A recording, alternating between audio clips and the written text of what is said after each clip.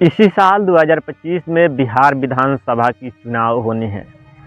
अगर बिहार में कोई चर्चा चल रहा हो सबसे ज़्यादा तो वो है बीपीएससी री एग्ज़ाम। बीपीएससी री एग्ज़ाम यानी कि राजनीतिक दल के संस्थापक प्रशांत किशोर के ऊपर कई सारे एलिगेशंस लगाए जा रहे हैं। जिस तरीके से कहा जा रहा है कि प्रशांत किशोर बीपीएससी मुद्दे को हाईजैक कर लिया है और प्रशांत किशोर के ऊपर आरोप लग रहे हैं आमरण अनशन के समय जो है वैनिटी वैन का उपयोग कर रहे हैं और अभ्यर्थियों की भावनाओं के साथ खिलवाड़ करके अपनी राजनीति को चमकाना चाह रहे हैं और कोर्ट के बातों को अवमानना करके जो है भारत के संविधान पे उंगली उठा रहे हैं। नमस्कार, आप देख रहे हैं बिहार ग्राउंड न्यूज़ फास्ट। मैं हूं संजीव। तो हम शुरुआत करते हैं प्रशांत किशोर से।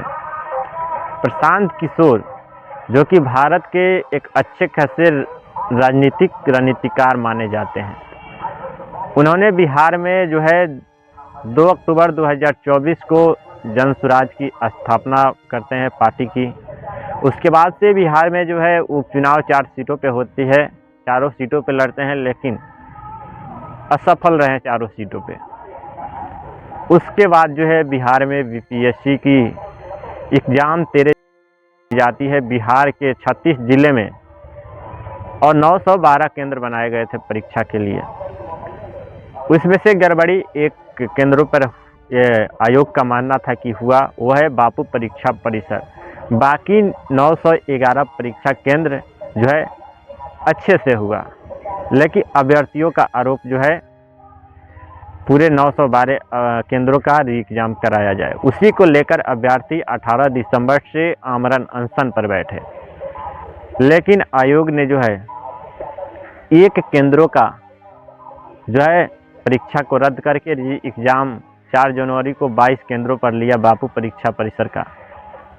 उसके बाद से अनशन जारी रहा।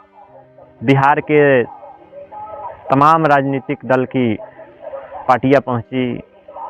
जिस तरीके से तेजस्वी यादव भी उन बीपीएससी अभ्यर्थियों के पास गए जो प्रोटेस्ट में शामिल थे, धरना पर बैठे थे, उनके बीच गए। पप्पू यादव भी गए और बिहार के कई सारे दिग्गज नेता गए, वहाँ पे प्रशांत किशोर भी गए। लेकिन उस वक्त तक जो है बिहार में नहीं कहा जा रहा था कि कोई बीपीएससी मुद्दे को हाईजैक कर लिया है। लेकिन अभी फिलहाल जिस तरीके से प्रशांत किशोर के ऊपर ये आरोप लगाए जा रहे हैं कि प्रशांत किशोर ने बीपीएससी को हाईजैक कर लिया है मुद्दे को। प्रशांत किशोर 2 जनवरी को आमरण अनशन पर बैठते हैं। उसके बाद से प्रशांत किशोर को पुलिस गिरफ्तार करती है और उसके बाद कोर्ट में पेशी की जाती है। प्रशांत किशोर कोर्ट के बातों को नहीं मानते हैं। जो उनकी जुर्माना कोर्ट के द्वारा से आया था उसको नहीं मानते हैं। प्रशांत किशोर जो है जेल जाने के लिए तैयार होते हैं। तो क्या इन सब मुद्दे को लेकर जिस तरीके से प्रशांत किशोर को रिकॉल के बाद कोर्ट से जो है ऑर्डर आया, प्रशांत किशोर को जमानत दे दिया गया। इन तमाम चीज़ों को देखते हुए, मुद्दा को समझते हुए प्रशांत किशोर ने क्या इन बीपीएससी अभ्यर्थियों के मुद्दे को हाईजैक कर लिया है? तो मेरा सवाल उन लोगों से ज़रूर रहेगा जो लोग पोजीशन में हो या अपोजिशन में हो या जो है किसी भी राजनीतिक दल से जुड़े ना हो।